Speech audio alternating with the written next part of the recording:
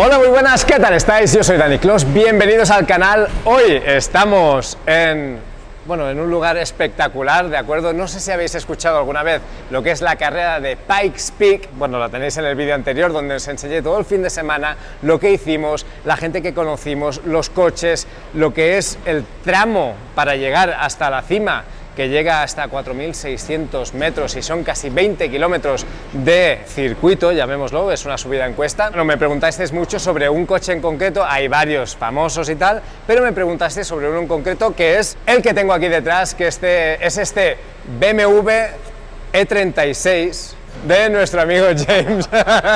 Tenemos a James, es una locura, es un Transformer, ¿no? Yeah. So this is an E36, or started life as an E36. So for BMW people, that's like a 95, 96 BMW E36 M3. So what that used to mean was this was a road car. And last year when we first brought this car to the mountain, it had a lot of that DNA. It still had road car body and so forth. But obviously, it's been built way past what that is, and so let's look around. And let's have a look around. Little bit of differences, right? Original bodywork made in carbon fiber. Sí. Because todo el coche está construido en fibra de carbono, completamente entero, like all of it. All of it, 100%. Okay. But as a BMW motor, it has the BMW styling. It's the tail lights. The tail lights. The tail lights, very important. And door handles. We built this car around tunnels. So the tunnels in the rear of the car, we pulled those from an Argo prototype, and we wanted big tunnels. That was the foundation of our aero package, because it's not super pinch sensitive and not ride height sensitive. So being on the mountain with so much bump, we have to run the car higher than normal. Tunnels were the right move. So after we added the tunnels, it became how to connect the whole bits of the aero. So a lot of this, you see the top side of the car, but it's really the underside that's really doing the work. The splitter is, again, under all the side fences and so forth. The splitter itself was originally pulled from a Lola prototype. Mm-hmm. This is like a 90s car. Under the engine, vents out the side. We made our own floor, mm-hmm. And then in the back of the floor, integrated those Argo tunnels, but we moved them further forward and extended them outward, so mm-hmm. they became bigger. So that was last year's aero package, was essentially that splitter, that floor, the wing, which is a massive dual element wing, mm-hmm. and then some little bits. So you get the hood vents, the big part of the hood vents. It helps with the aero, but it really helps cool the car. Cooling the car on the mountain when the air is super mm-hmm. thin is very difficult. Yeah. So that was last year's aero package. This year we dug in. We did a bit of CFD work and really understood, in the wind tunnel earlier on, how our air was flowing over the car, and then we made a lot of improvements. We almost doubled the downforce this year on the car just by tweaking little things. So you see the big fences in the front. Again, some of this is for cooling. It helps direct the air into the intercoolers. It's a full height intercooler, mm-hmm. Double radiators, so we want to make sure the air is forced through those. Mm-hmm. And then we want to really get rid of as much of the air and start that vortex down the side. It's so easy with a big wing to just make big rear downforce. So the trick is how do we feed the tunnels, how do we make the splitter work, mm-hmm. and how do we make front downforce with mm-hmm. this thing. So while we're on the body of the car, it's the whole thing is carbon. Again, it's based on the road car, at least for the front half. Mm-hmm. Doors, all carbon doors with the air extraction again, which how much of the air can we peel out of there and make the downforce work. Mm-hmm. We've extracted air from the back here, just opened up the rear wheel wells. Mm-hmm. Strakes, turning vane, a lot of tricky stuff on the underside. Yes. One question. Yeah. Una pequeña pregunta. Todo el estudio aerodinámico, ¿cómo lo has hecho? ¿Lo has hecho con túnel de viento? ¿Lo has hecho digitalmente con ordenador? Porque eso es una cosa que al final tienes que desarrollar de alguna manera. First of all, last year we just started with best practices, because even though the budget on this car is big, we're only making one of these cars. So we can't do GT3 level or factory level aero. Mm-hmm. We have to take our best guess, and we just know how aero works. And we put things, that's why we borrowed some parts from prototype cars. They're parts that we know work. Mm-hmm. And so we applied them to the car. Then after last year's run up the mountain, we took it to the wind tunnel, did verification so we understood the package we had, and then we scanned the whole car, put it in CFD, and did a lot of development in the computer world.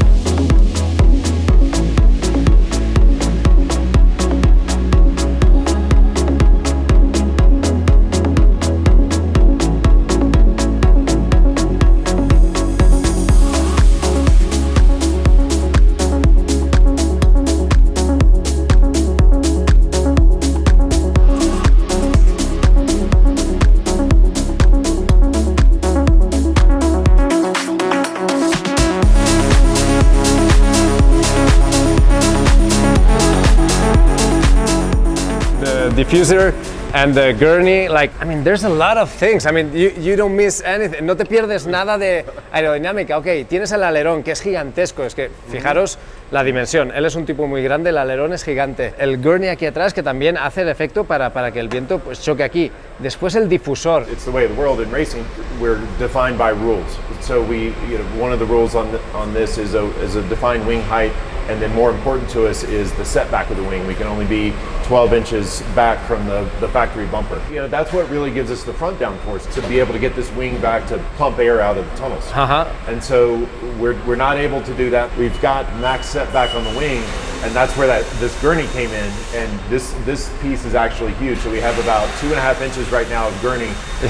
Normally the gurney is... Right, little bit. Normally the wing should be lower. It should be more in contact with the car. Yes. And it should, it should work with the tunnels. And we have to work within the rules that we've got, and we have to apply some band-aids. And so this is a little bit of a band-aid, but this piece is incredibly effective.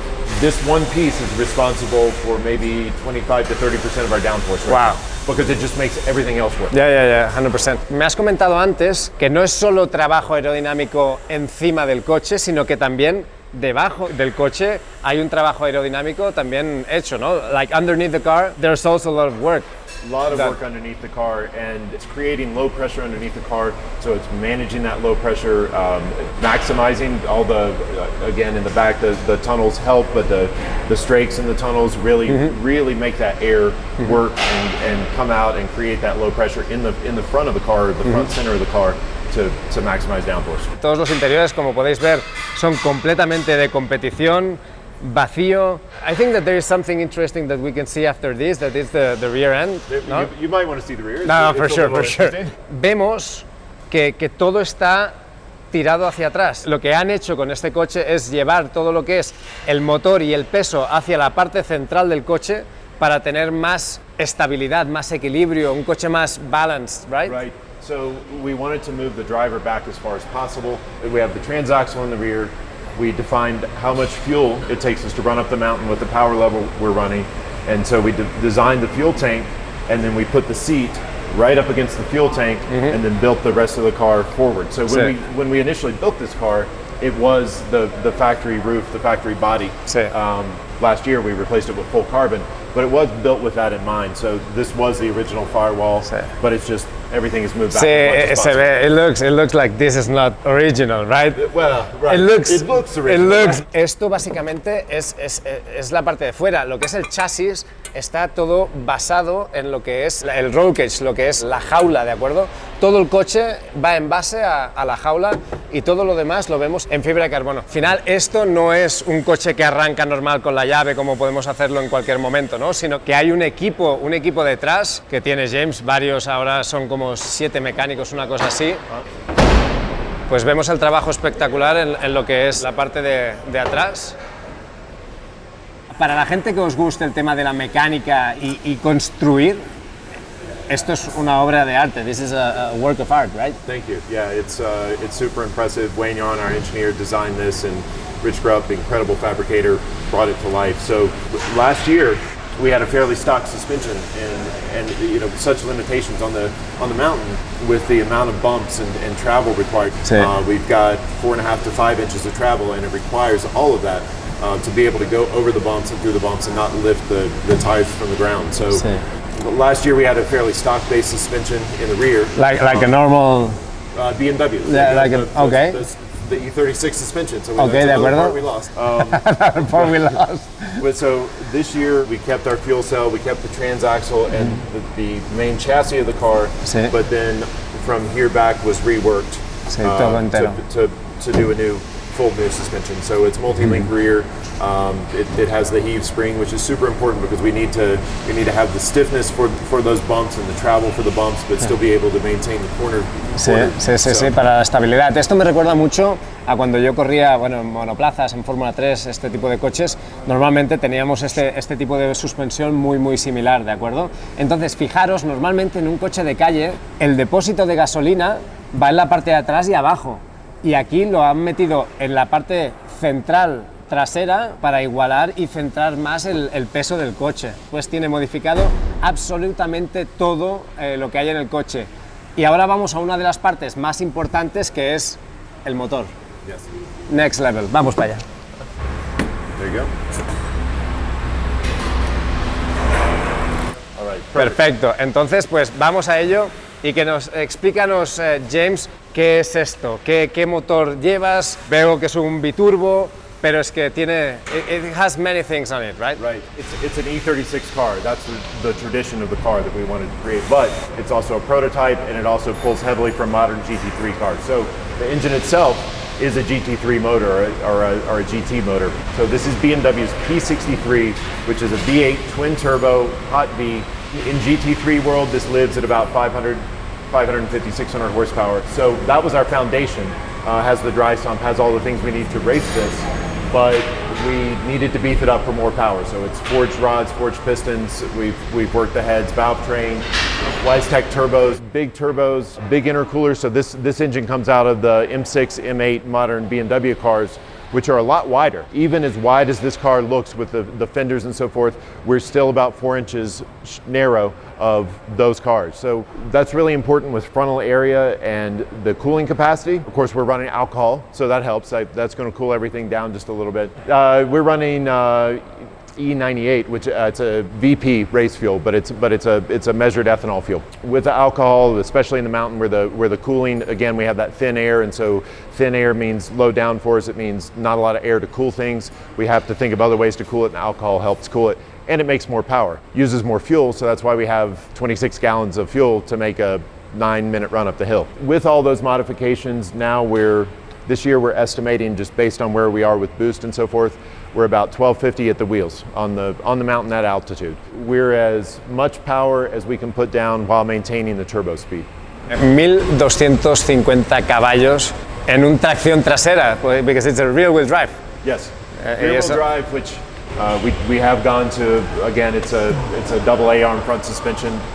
This is very much based on the BMW M8 GTL M car with the trunnion and mounting of the engine, etc. So modern GT3 in a lot of ways. So we run a Bosch Motorsport ECU, yes. M5 ABS controller, EPS. Entonces, el control de tracción lo controlas a través de la EQ o a través del ABS? How do you do the traction control? With the ECU or with the ABS? Traction control is with the ECU. ABS is with the Bosch ABS separate unit, and sí. then everything talks together. Los turbos van aquí, vemos cómo van estas tuberías hacia los intercoolers, vemos todas las aperturas que tiene el capó del coche para que entre el aire en los diferentes sitios y tanto refrigere como saque el aire caliente. Yo quiero hacerte una pregunta. Es una pregunta un poquito difícil, ¿no? Porque es una cosa muy interesante para nosotros. ¿Cuál es el valor real, más o menos, de un coche así? What's the price?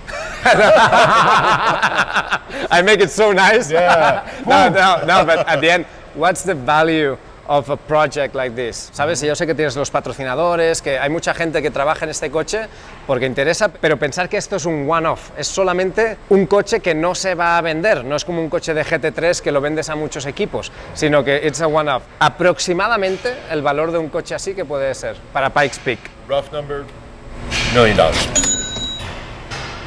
A ver, no sé si habéis entendido, ¿no? Pero sí, $1 millón de dólares construir una bestia así. Yo antes me había propuesto un número que era aproximadamente a los 250, 300 mil dólares aproximado, pero claro, solamente the engine, how much is worth, like more or less, like saying, because people might think, this is maybe 300,000, like 400,000, but only the engine, it's... So the build on the engine was about 80,000, but that's starting with that plus GT the motor. engine.